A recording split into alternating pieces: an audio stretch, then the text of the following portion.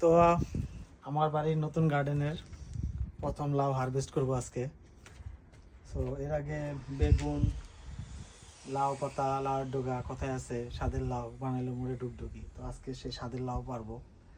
So সবাই সাথেই থাকবেন। তো যেহেতু উইন্টার চলে আসতেছে, এখন আর লাউকে বড় করতে দেওয়া যাবে না, তাই না? তো আমরা এখন আজকে লাউ হারভেস্ট করব।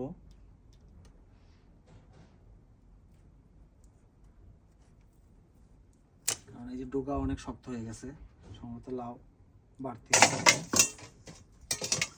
এই যে এখানে একটা লাউ পচে গেছে, এখন আর লাউকে বড় হওয়ার মতন সুযোগ দেওয়া যাবে না।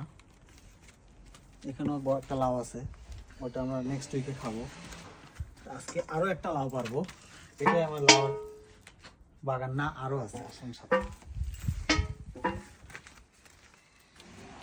আমার বাগানে এখানে অনেক কিছু আছে, আমার ভাই ভিডিও করতেছে, সেগুলো দেখেন। বেগুন আছে, মরিচ আছে, পুঁই শাক আছে, টমেটো আছে, কাঁচামরিচ আছে, কোজেট আছে।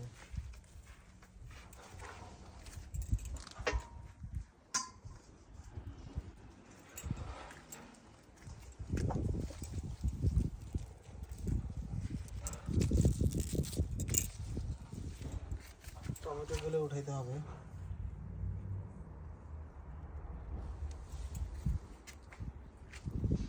ধুন্দুলও আছে, উপরে ধুন্দুল ধরছে ওইখানে এখানে। তো এই যে লাউগুলি দেখেন, লাউগুলি দেখাও। আমরা এখন ভিতর থেকে একটা লাউ পারবো, কারণ এগুলিও বড় হচ্ছে।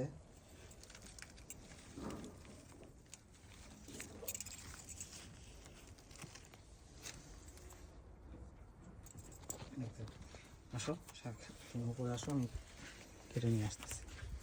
তা এটা পুরনো লাউ, ওটা যেটা এখন পারলাম সেম বয়সেরই একটা লাউ আছে ভিতরে, ওইটা এখন আমি পেরে নিয়ে আসবো। কারণ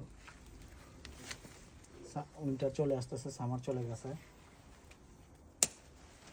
ও ছোট হলেও লাউ কিন্তু 1.5 কেজি হবে ওজন, অনেক ওজন, কমসে কম 100-1200 1000-1200 গ্রাম।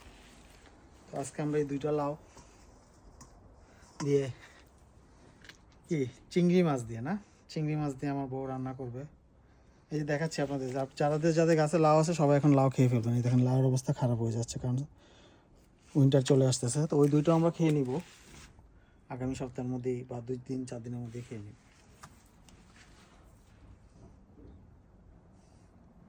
তো নতুন বাড়িতে লাউ হারভেস্ট, স্বাদের লাউ বানাইলাম আমরা ডুগডুগি। লাউয়ের আগেও খাইছি, লাউয়ের পাতাও খাইছি, এখন লাউ খাচ্ছি। সবাই ভালো থাকবেন।